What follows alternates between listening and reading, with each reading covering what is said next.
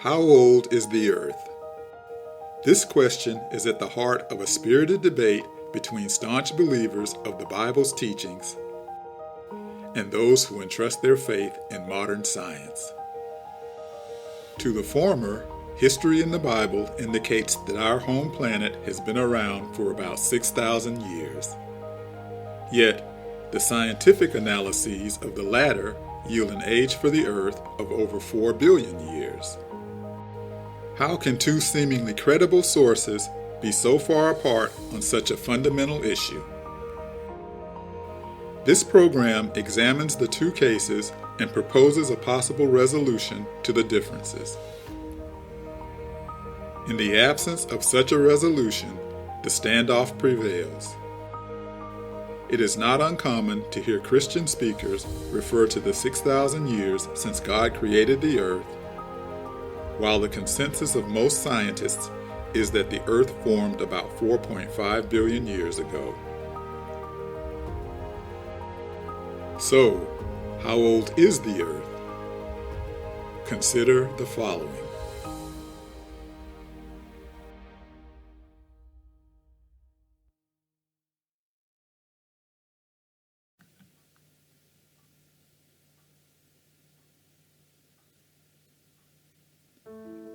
Christians believe in a young earth, an earth most believe to be about 6,000 years old.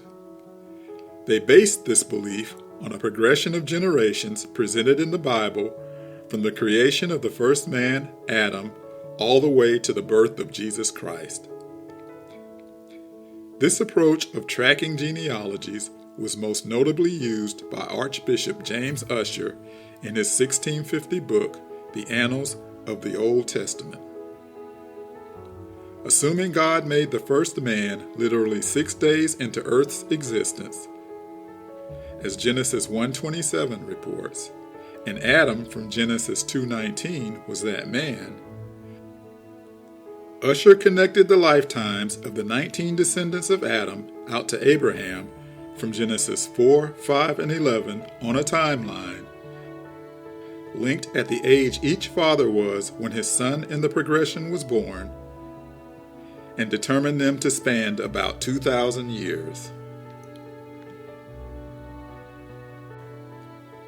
Starting with Adam, created sometime during day 6 of the creation, his son Seth was born when Adam was 130 years old, or in 130 AM, where the abbreviation AM is for Anno Mundi, which stands for years after creation.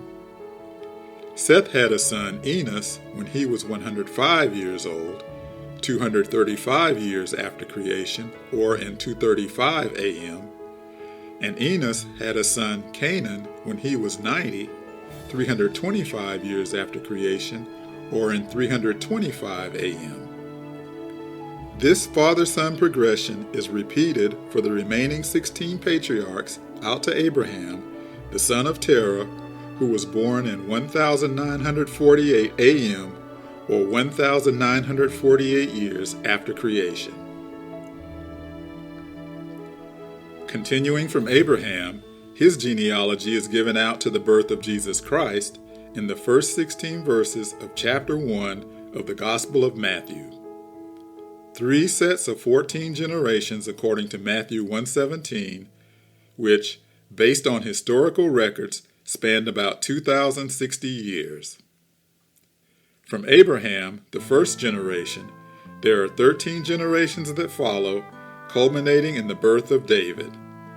This runs from 2062 to 1040 BC, or 1948 to 2970 AM, 1022 years.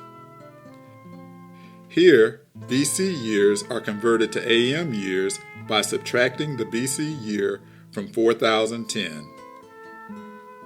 Progressing from David, the second set of 14 generations goes out to the deportation while Jeconiah was king, when God destroyed the kingdom of Judah and sent it into exile in Babylon in 586 BC. This span, from 1040 BC to 586 BC, is 454 years, out to 3,424 AM. The final generations start from the deportation in 586 BC and ends with the birth of Jesus in 6 BC, 580 years out to 4004 AM. All told, 2,056 years elapsed from Abraham to the birth of Jesus. Given the 1,948 years from Adam to Abraham, and this 2,056 years from Abraham to Jesus, it appears about 4,004 years passed from God making Adam to the birth of Jesus. Ussher concluded that Earth was created on October 23, 4004 BC. Given that, in 2022, Jesus was born 2,028 years ago, then Ussher's assumptions and calculations from Genesis, if correct, along with the historical record of the generations from Abraham to the birth of Jesus from the Gospel of Matthew, make the earth about 6,032 years old. Assuming the Bible is a credible historical reference, which all Christians do, then Adam and Eve lived in the Garden of Eden just over 6,000 years ago. Because of this, most Christians feel pretty confident that the earth is just a few thousand years old, not billions of years. So, why do scientists claim otherwise?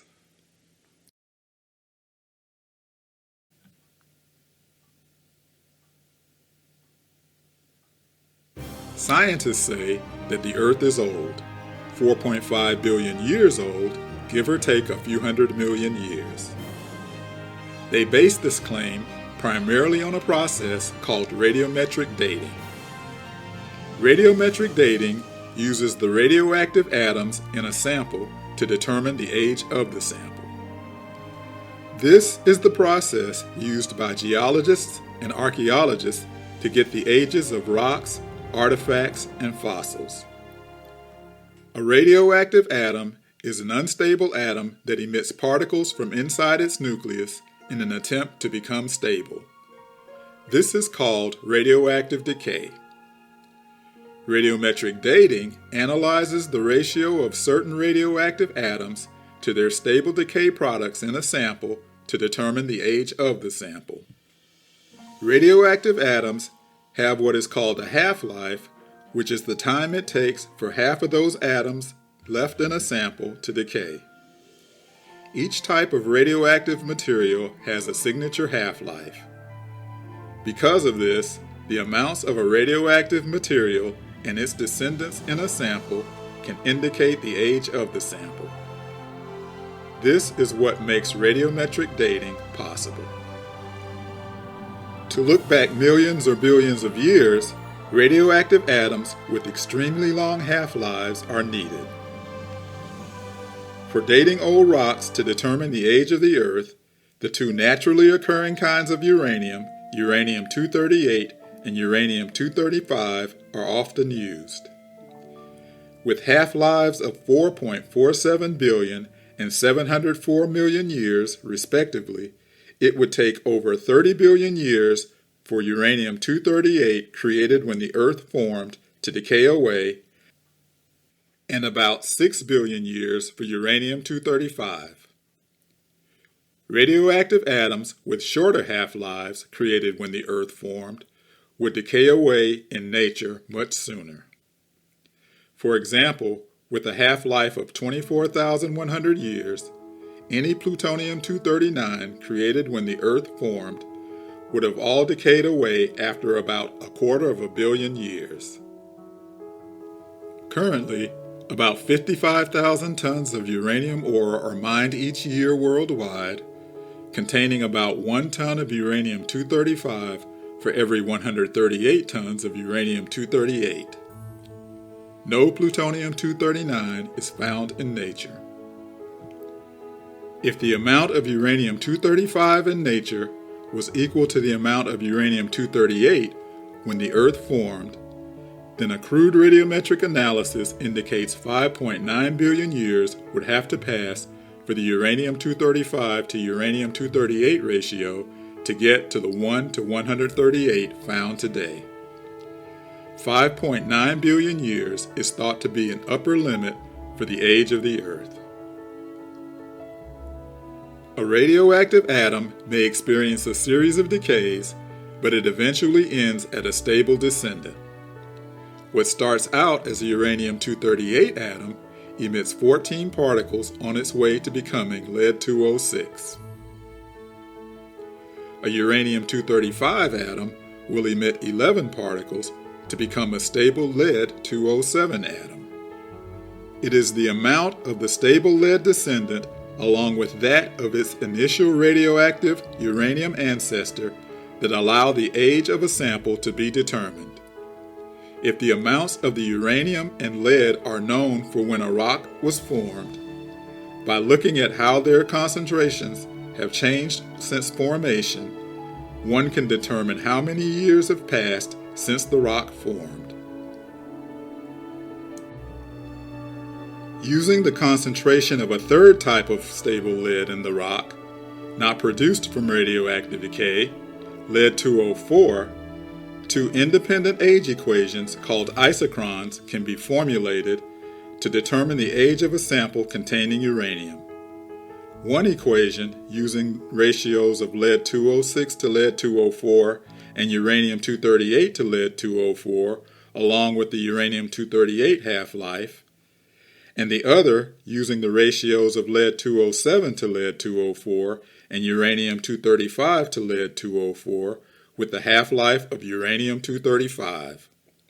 If the two equations give essentially the same age for a sample containing uranium-238 and uranium-235, they are said to be concordant and the date thought to be valid. The pairs of ratios corresponding to a given age from the two equations are plotted to create a curve called a concordia. The concordia can be used to determine the age of a sample from either its lead-206 to uranium-238 ratio or its lead-207 to uranium-235 ratio. If the two ratios fall at the same point on the concordia, the age they indicate is considered valid. Zircons are durable crystals that trap the materials present around them within them when they form. They subsequently resist chemical attacks so that, once they form, they retain the materials within them without any leaching out, and they do not allow any outside substances to leach in during geological processes that reform the Earth's crust. As a result, the material inside zircons is considered a decayed sample of what was on Earth when the zircon formed. Using the concordia, the materials inside zircons can indicate how long ago the zircon formed. Ages determined from uranium and lead found in zircons from Canada and Australia date back over 4 billion years. Zircons taken from the Acasta Gneiss in northwestern Canada in 2006 contain lead-206 to uranium-238 ratios of up to 0.92, corresponding to an age of 4.2 billion years. In 2017, a zircon found in the Jack Hills of Australia had a lead-206 to uranium-238 ratio of 1.05, corresponding to an age of 4.63 billion years on the Concordia, and a lead-207 to uranium-235 ratio of 84.7, 4.47 billion years on the Concordia, making the zircon about 4.5 billion years old. Radiometric dating of meteorites gives them an age of about 4.5 billion years. Meteorites are thought to be made of the same materials that form the Earth, but having been in space, they have not suffered through the various geological processes materials on Earth have since its formation. A meteorite found in the Sahara Desert in 2020 dated at 4.6 billion years old. The moon is thought to have formed from the debris created when another planet in the early solar system called Theia collided with Earth, stripping off part of early Earth's crust.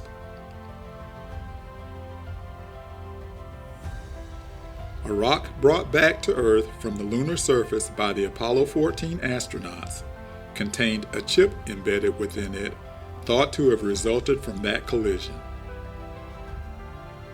Since there is no meteorological activity occurring on the moon, or geological activity occurring on or within the moon, the chip, like the meteorites, has been in a pristine environment since it was stripped from the Earth.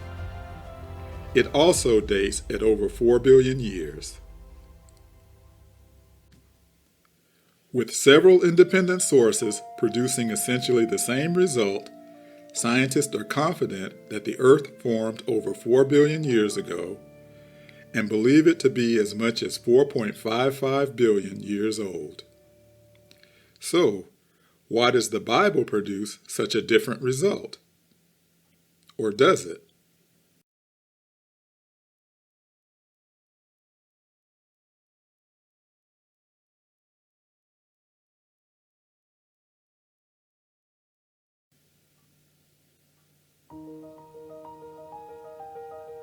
Using the genealogies of the patriarchs and kings in the Bible, on the surface, seems a logical and reasonable way of using the Bible to calculate the age of the earth. However, in the Bible, God does not create the first patriarch, Adam, until sometime in day 6 of creation.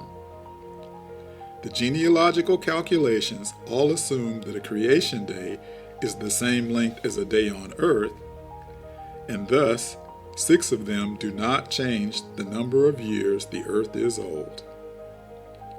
But one verse in the New Testament appears to indicate otherwise. In chapter 3, verse 8 of the second epistle of Peter, he states, "Be not ignorant of this one thing, that one day is with the Lord as 1,000 years, and 1,000 years as one day."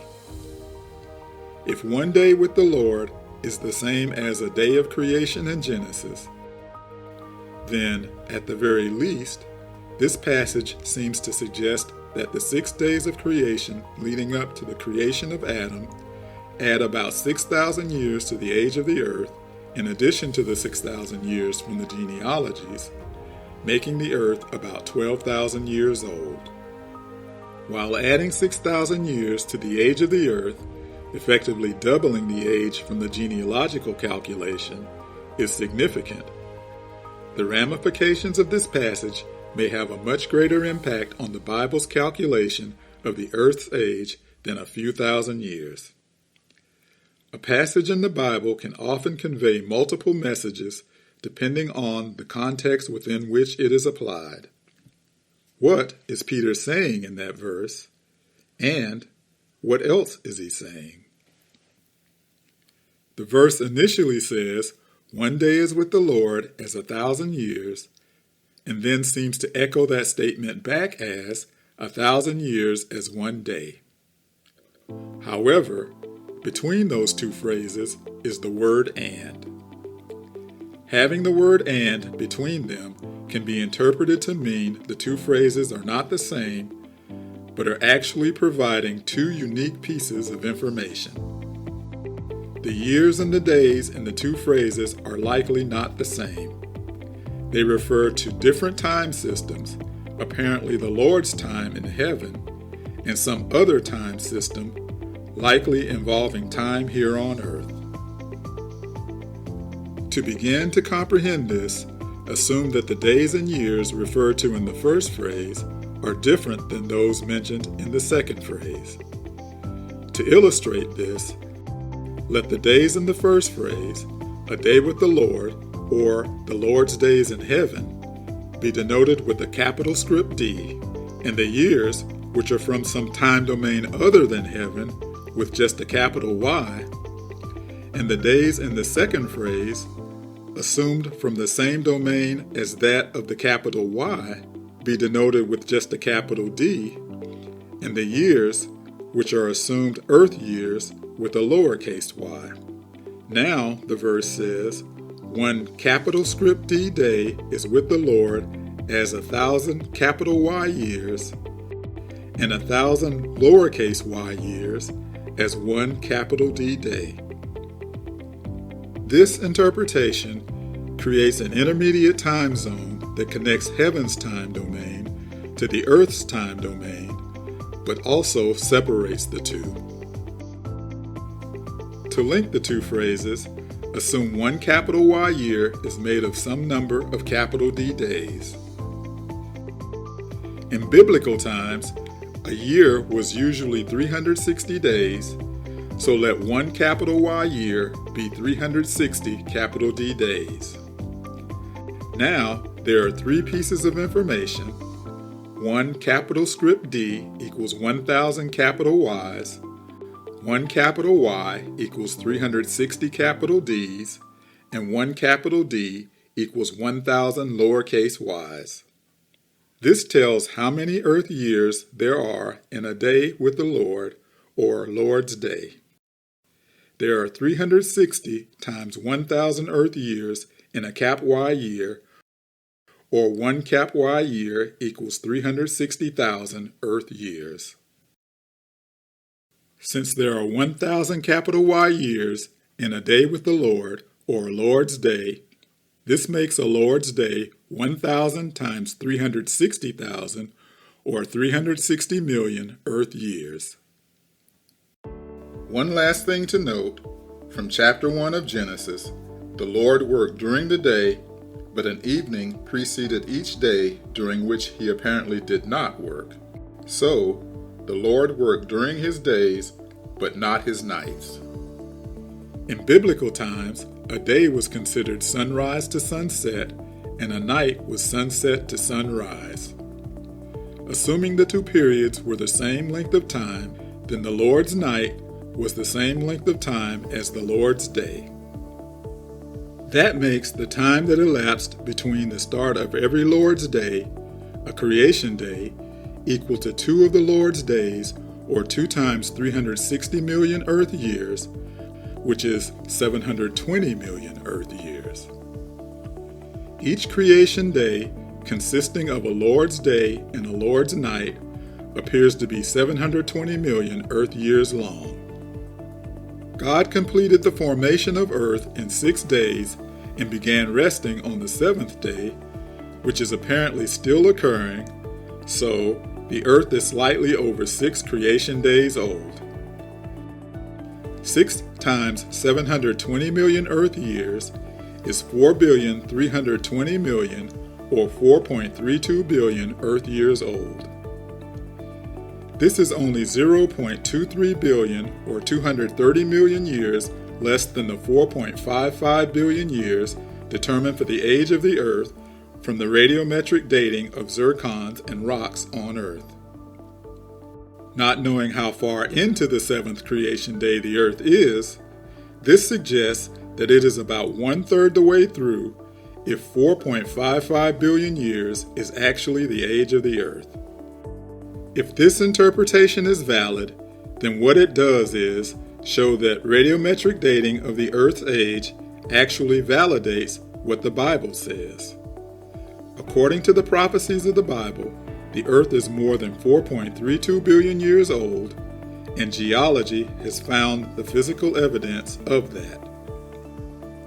Now, the Bible appears to say that the Earth is over 4 billion years old, and science appears to corroborate that age. So, what does this all mean? What is the Bible saying the age of the Earth is? 6,000 years or 4 billion years?